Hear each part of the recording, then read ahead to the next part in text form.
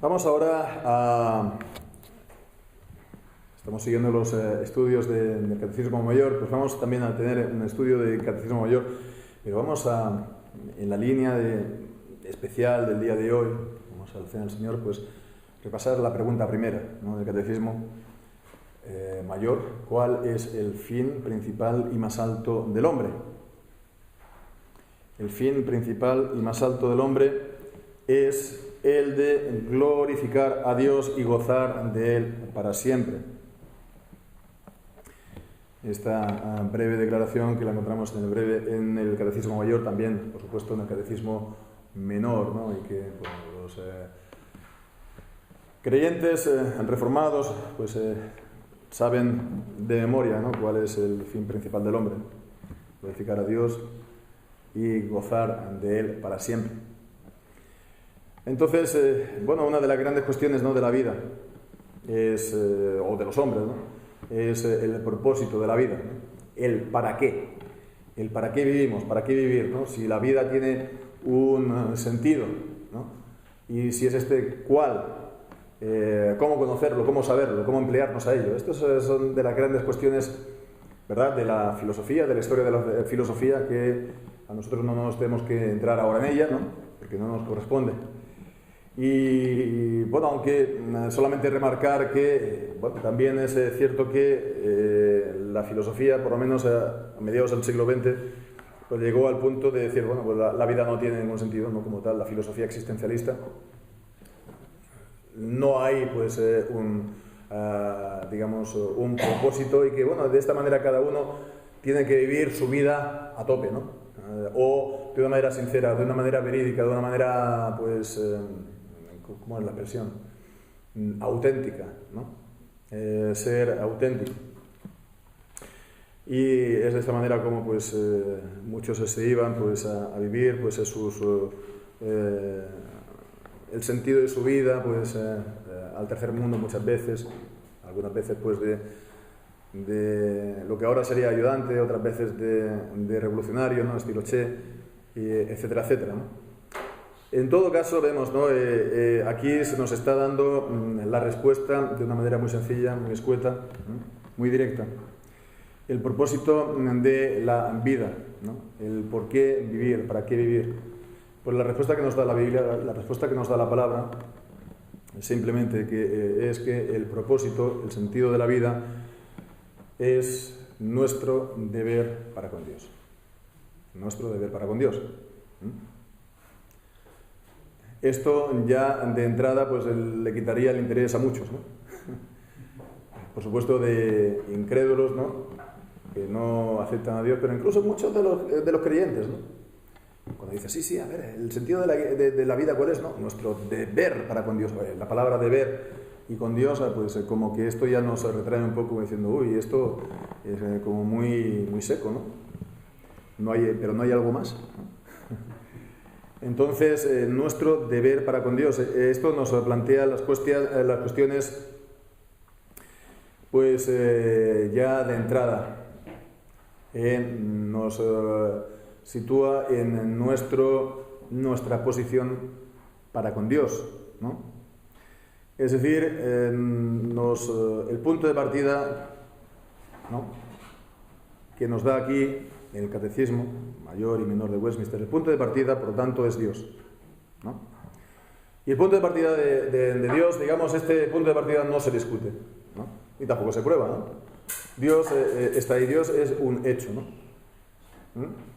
Y, por lo tanto, como Él es Dios, ¿no?, y nosotros no lo somos, nosotros somos criaturas, entonces, como Él es Dios, Él tiene todo el derecho, y como Él es Dios, entonces, nosotros que somos criaturas, estamos obligados para con Él. Entonces, vemos la perspectiva de la Biblia, de la palabra, entonces es una perspectiva teocéntrica. Teocéntrica es la perspectiva de que pone en el centro a Dios, a la persona de Dios, y también sus derechos, y su atribución, ¿no? No es el hombre. Y esta es la gran diferencia de la Biblia con la cultura, sí, digamos, occidental, ¿no?, que se ha desarrollado en Occidente, valga la redundancia, ¿no?, en el mundo, desde, sobre todo, el Renacimiento para acá, ¿no?, que es la perspectiva humanista. La perspectiva humanista es del hombre en el centro de todo, ¿no? Tenemos esta imagen cuando hablamos de esto, del hombre en el centro de todo, esos dibujos de Miguel Ángel, ¿no?, del hombre, de una figura humana dentro de un círculo, ¿no?, el hombre centro del universo. Todo ha de ser, por lo tanto, a la medida del hombre. Y por lo tanto, pues entonces, si comienzas desde el punto de partida, tu punto de partida es que el hombre es lo más importante, Dios lo puede llegar a ser, ¿no? Si lo tomas en consideración o si, pues, accedes a ello, ¿no? Entonces no partes directamente de Dios, sino directamente del hombre. Y bueno, pues entonces Dios puede, en según qué condiciones, ¿no?, hallar un ladito, ¿no?, un rincón o un espacio, ¿no?, que pueda, pues, estar presente en tu vida, pero siempre, entonces, al final es el hombre quien tiene, digamos, la llave, ¿no?, en la mano, ¿no? Hasta qué punto, hasta dónde llegar, ¿no? Vamos a seguir con Dios, pero si esto va demasiado lejos, pues entonces volvemos marcha atrás, ¿no? Es el hombre que, por lo tanto, quien tiene el control. Esto es una perspectiva, por tanto, antropocéntrica. La perspectiva teocéntrica, que pone a Dios en primer lugar y a partir de él el hombre, ¿no? Y la perspectiva antropocéntrica, ¿no?, que es el hombre en primer lugar y, bueno, si cabe, ¿no?, si se da la ocasión, Dios, ¿no? Entonces, la perspectiva teocéntrica y la perspectiva antropocéntrica. ¿Cuál es la perspectiva de la Biblia, ¿no? Cuando leemos la Biblia, ¿no?, desde el inicio, desde Génesis 1 y continuamos hasta llegar al Apocalipsis 22, ¿no? ¿Cuál es la perspectiva de la Biblia? Pues es la perspectiva de Dios. Dios es el origen de todas las cosas. Dios es el que ha creado todas las cosas de la nada. En el principio, Dios creó los cielos y la tierra. Y no se nos dice nada más. No se nos dice de que, bueno, pues tal vez Dios podría existir o no existir, y se nos trata de convencer de que sí existía. Se da como sabido el hecho fundamental del cual se parte es que Dios existe y que Él lo ha creado todo, y que como Él es el Dios que lo ha creado todo, Él tiene derecho sobre todas las cosas. Él es el soberano, el rey de la gloria, que nos dice la Biblia en Salmo 24 y otros, y el hombre tiene que estar en una posición supeditada debajo de él, sometida, como hemos estado también viendo esta mañana, puesto debajo de él. Entonces, el sentido de la vida, el propósito de la vida, al final, ¿qué es? Es aquello para lo cual Dios nos ha creado. No es algo, por lo tanto, que yo determino por mí mismo, ¿no?, sino que yo encuentro, o que yo, pues, alcanzo a saber, es saber, el propósito, por lo tanto, es aquello para lo cual Dios me ha creado. Y si yo concuerdo con esto, pues voy a estar entonces en sintonía con la creación de Dios y con el propósito de Dios. Y eso solamente va a repercutir en bien para mí mismo.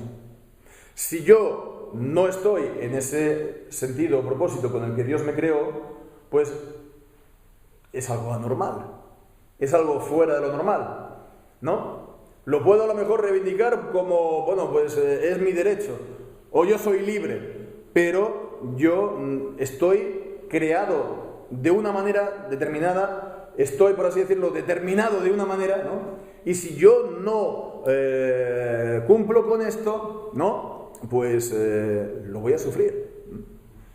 Pongamos por caso, es un ejemplo muy anticuado y muy de aquella manera, ¿no? Si tomamos un 600, de que esto ya no existen, ¿no? El 600 ha sido creado, ha sido concebido, ¿no?, de una manera determinada, con unos materiales determinados, etcétera, etcétera, ¿no? Entonces está previsto que vaya como mucho a 100 o a 110, ¿no? Ahora, pues imagínate que tú quieres que, porque tú lo quieres y porque te gusta, pues poner y que esto vaya a 300 km por hora como un Ferrari, como un Lamborghini, lo que sea, ¿no? Yo con mis 600 a 300 por hora por la carretera, ¿no? Entonces, eso sí será muy interesante, pero va a destrozar el pobre 600. Y seguramente en una curva, en la primera curva, te vas a salir de la curva y te vas a estampar y al final también lo vas a sufrir tú.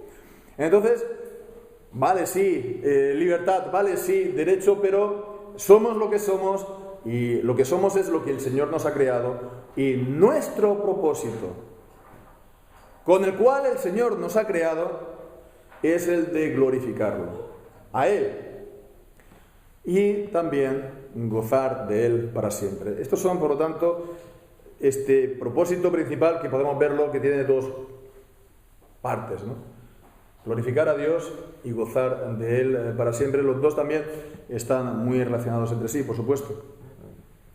Entonces vamos a considerarlo primeramente el de glorificar a Dios. Los textos de la Escritura que nos da pues son pocos. Es Romanos 11:36, concluyendo ya la sección de Romanos 9:11.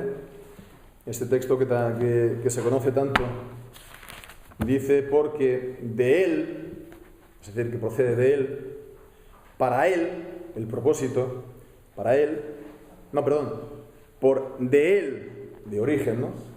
Él, por medio de Él, y para Él, el propósito, son todas las cosas, a Él sea la gloria por todos los siglos. Amén.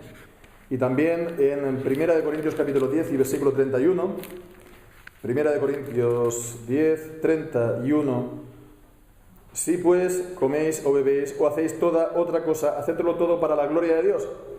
Esto evidentemente se lo dice a los creyentes, ¿no? Hacedlo todo para la gloria de Dios, pero en realidad vemos es un propósito mayor, porque el de los creyentes es el mismo propósito que Él ha creado todas las cosas para su gloria, para glorificarlo.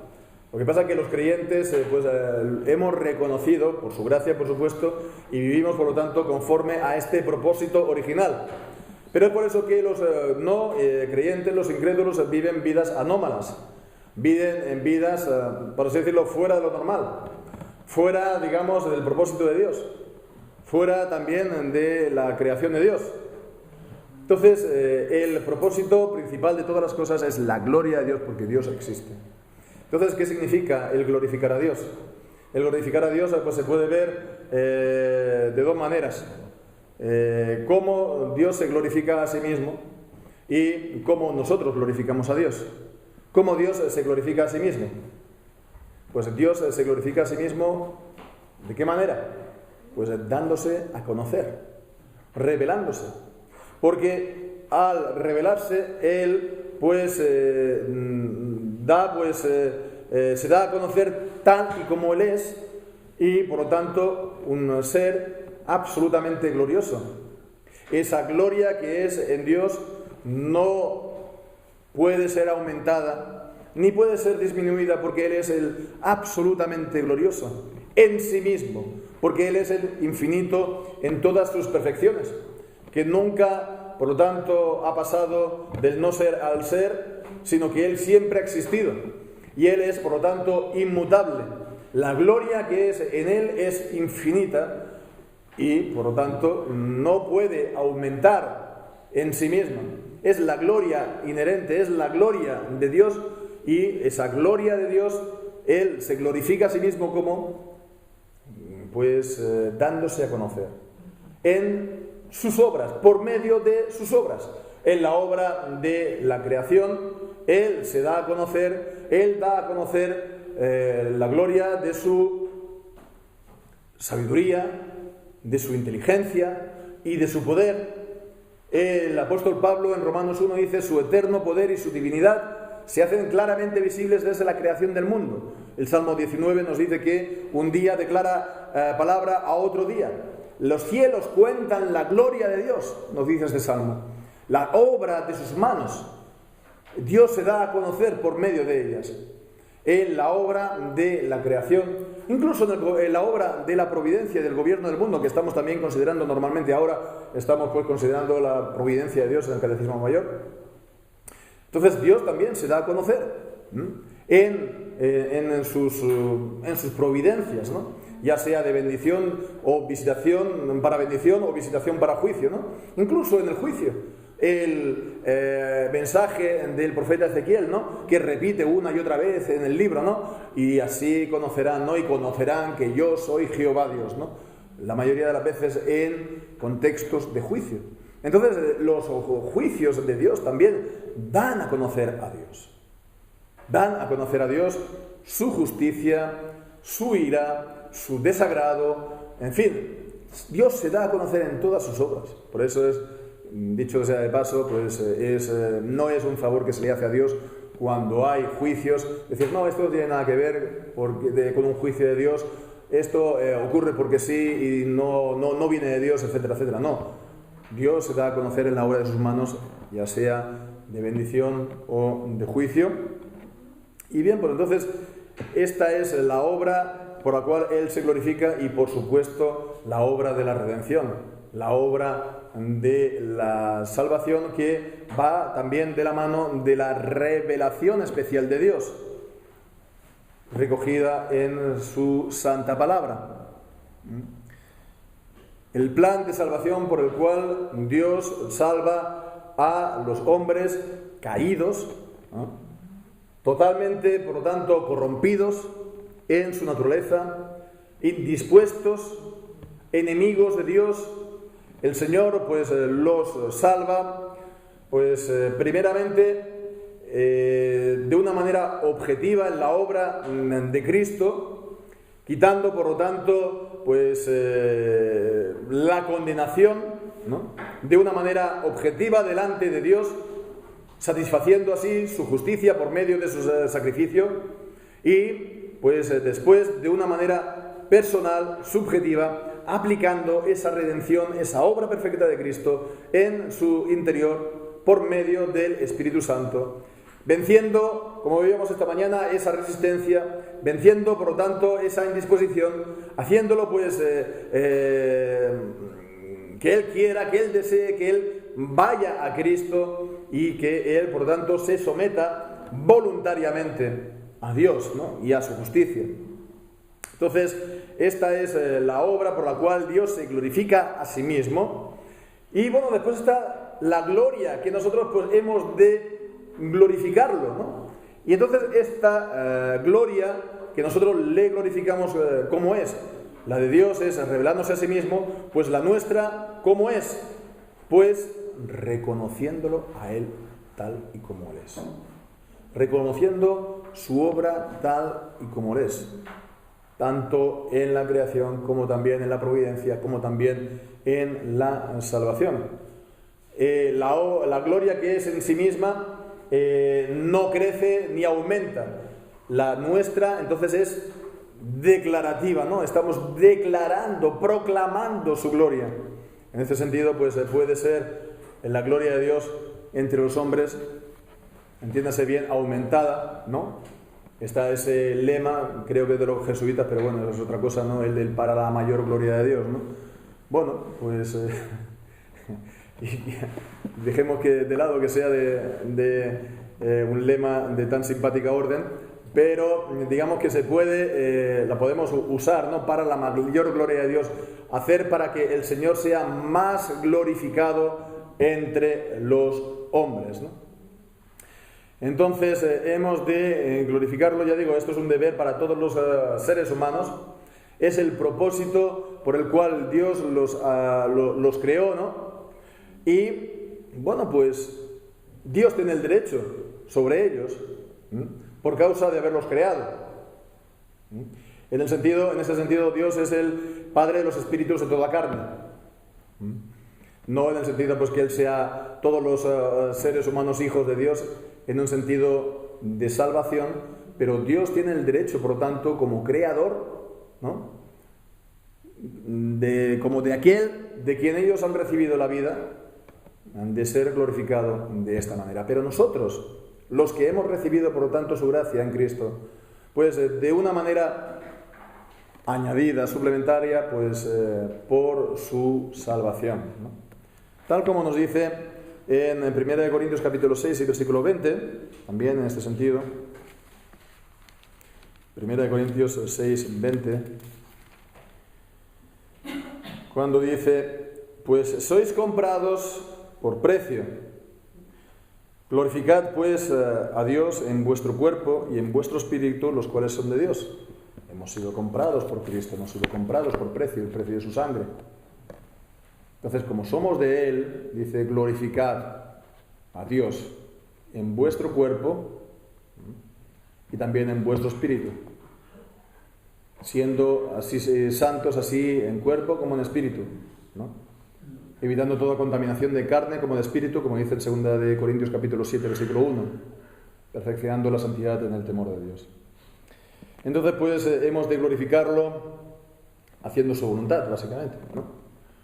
¿Cómo lo hemos de glorificar? Pues hemos de hacerlo confesando nuestros pecados.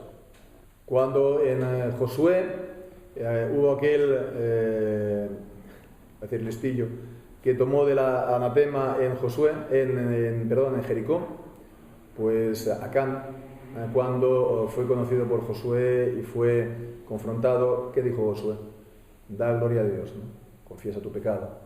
Cuando confesamos nuestros pecados, estamos dando gloria a Dios, en el sentido de que estamos en línea con el Señor, en sintonía con el Señor, con su justicia, con sus mandamientos y poniendo, digamos, nuestra vida en orden delante de Él.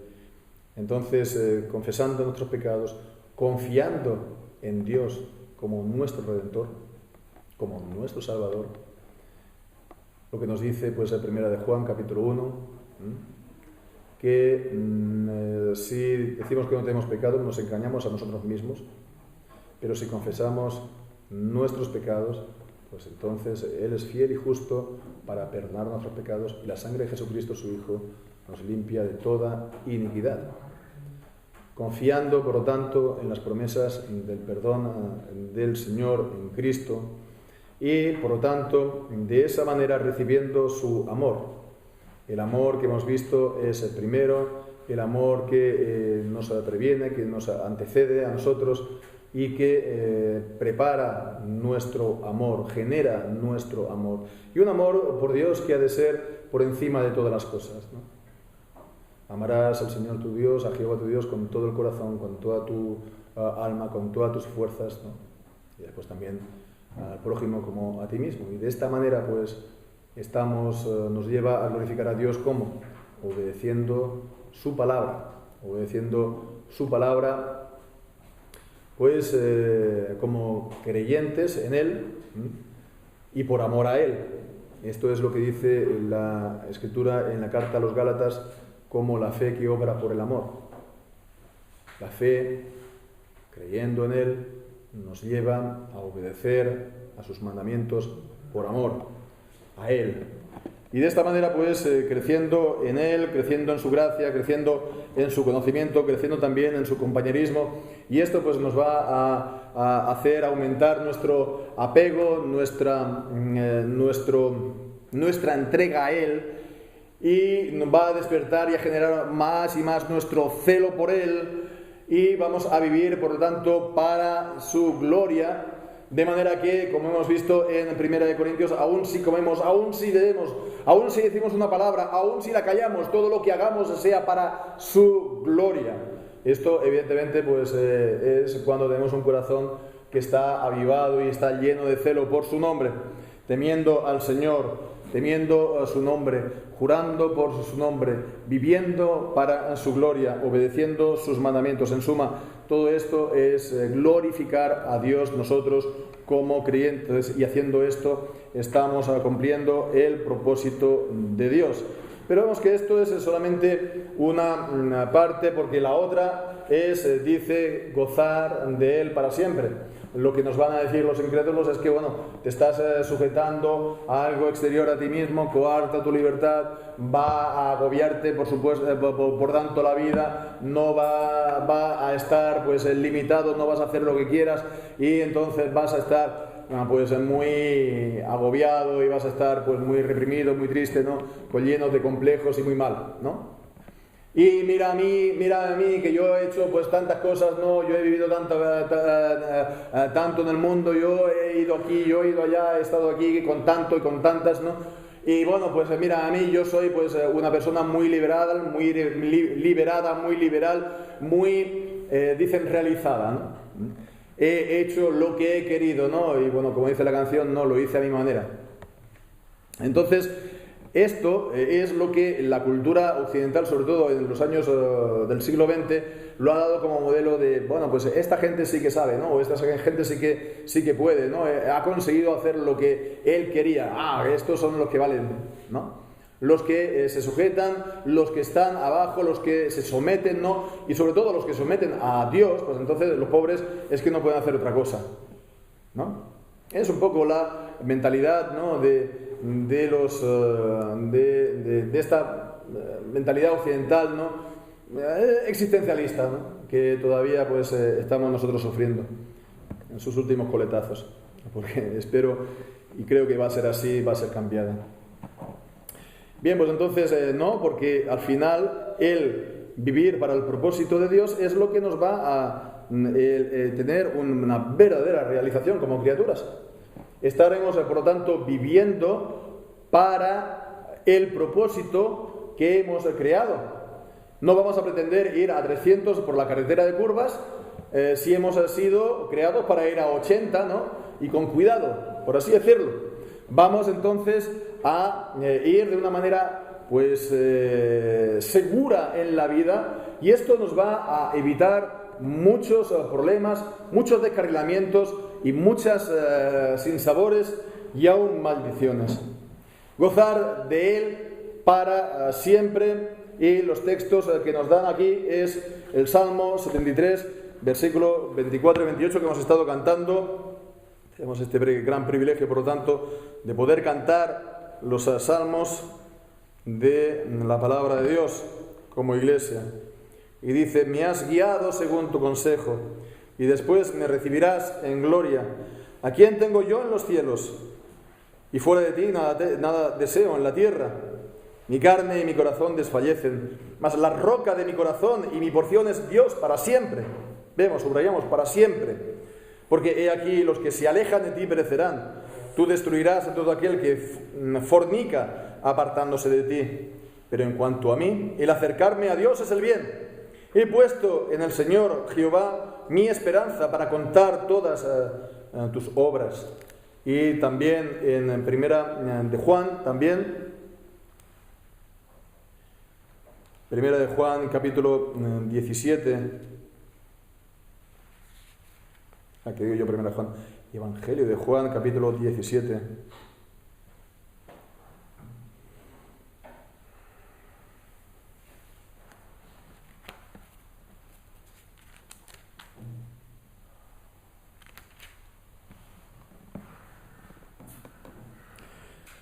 Versículo 22. Yo les he dado la gloria que me diste para que sean uno como nosotros somos uno, yo en ellos y tú en mí, para que sean perfeccionados en uno, y para que el mundo conozca que tú me enviaste y que los has amado como a mí me has amado. Padre, aquellos que me has dado, quiero que donde yo estoy también ellos estén conmigo, para que vean mi gloria que me has dado por cuanto me has amado desde antes de la fundación del mundo. Entonces, nuestro propósito es glorificar a Dios, y esto, por lo tanto, también, el gozar de Él para siempre. Y es en la medida, por lo tanto, que estamos glorificando a Dios y viviendo para el propósito que el Señor nos ha creado, que nosotros estamos gozándonos y deleitándonos en Él. El gozar de Él, pues evidentemente supone que lo conocemos, supone, por lo tanto, que no nos es extraño, ni nosotros le somos extraños a Él. Supone que estamos en una relación en pacto, en la cual Él es el soberano, y Él ha puesto, por lo tanto, los términos de esta relación como soberano que es. Y nosotros, por lo tanto, lo estamos sujetándonos a esas estipulaciones, ¿no?, en las cuales pues es para nosotros la fe en Él, el confiar en Él, todo lo que hemos estado viendo, ¿no?, anteriormente, pero también incluyen a nuestros hijos, porque Él también les extiende esas promesas del pacto y se las administramos, por lo tanto, de manera visible como Iglesia por medio del sacramento del bautismo. Entonces vemos que es la contrapartida del glorificar a Dios. ¿En qué nos repercute? ¿En qué esto nos viene bien a nosotros? Pues mira, de muchas maneras, ¿verdad? Estamos entonces andando en comunión con Él. Tenemos entonces compañerismo con Él. Tenemos entonces amistad con Él. Como Enoc, que fue pues amigo de Dios, como también llama Isaías a Abraham amigo de Dios. Y Jesucristo nos dice que los discípulos somos amigos de Él si hacemos lo que Él nos dice. Entonces tenemos amistad, tenemos compañerismo, tenemos comunión. Y bueno, pues entonces de esta manera los objetivos y los propósitos de Dios pasan a ser también nuestros mayores propósitos y objetivos en la vida. Y ponemos en Él, por lo tanto, nuestra delicia, ¿verdad? No en alguien o en algo otro de Dios, sino que de esta manera Dios mismo pasa a ser el objeto de nuestra delicia y deleite, de manera que cuando estamos en Él, como hemos visto en Juan capítulo 17, cuando estamos en esta comunión con Cristo y por medio de Él con el Padre, cuando tenemos entonces al Espíritu Santo también morando en nosotros de esta manera, Dios es nuestro deleite, Dios mismo es nuestra delicia.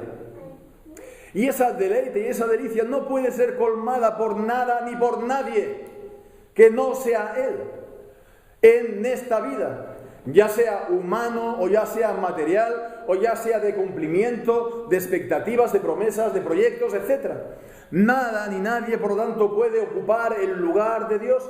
¿Por qué? Pues porque aunque nosotros si fuéramos de esos afortunados que lo han conseguido todo en esta vida, todo lo que consigamos en esta vida tiene fecha de caducidad, y la fecha de caducidad es la fecha de nuestra muerte, con el agravante de que nosotros no sabemos cuál es esa fecha, ni de caducidad ni de nuestra muerte, y puede ser también el día de esta noche, ¿no? Como dice Jesús en el Evangelio necio, esta noche vienen a buscar tu alma, y lo que tú has preparado, en aquello que tú has vivido, en aquello para lo cual tú te has afanado, ¿para quién será? ¿Qué es lo que te vas a quedar? ¿Qué es lo que vas a sacar tú de esto? Sin embargo, cuando ponemos nuestro deleite en Dios y solo en Él, y Él es nuestra herencia, y Él es, por lo tanto, nuestro deleite, pues entonces esto es para siempre. Esto es para siempre.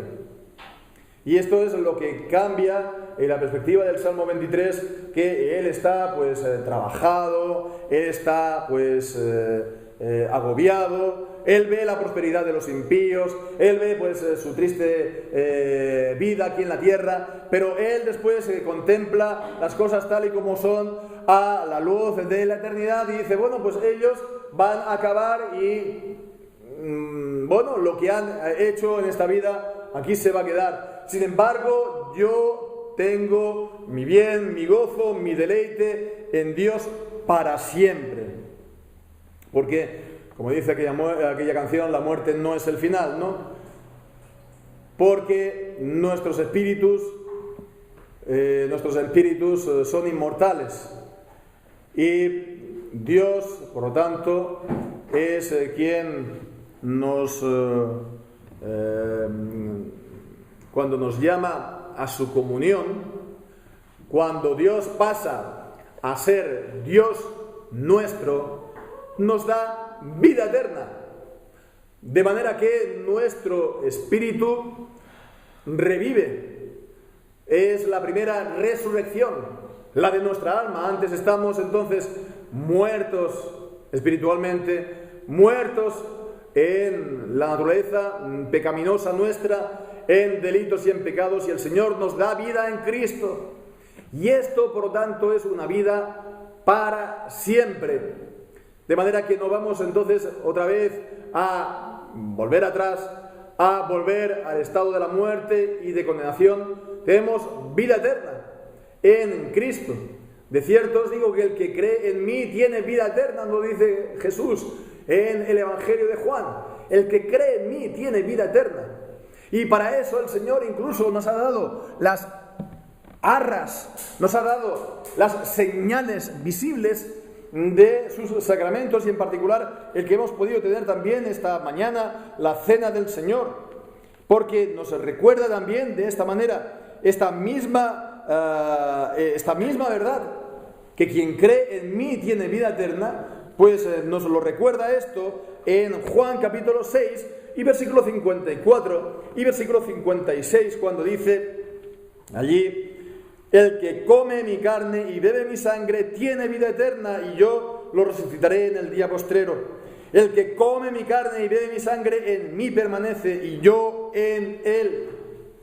Son estas prendas visibles, estas imágenes visibles, estas promesas visibles. Es la misma promesa de el que cree en mí tiene vida eterna, pero el que come mi carne, el que bebe mi sangre, es decir, el que tiene fe en mí y participa con fe en mí de la cena del Señor, entonces está alimentando espiritualmente de Cristo de una manera verdadera, aunque espiritual, verdaderamente alimentado de Cristo en el alma. Entonces él tiene vida eterna.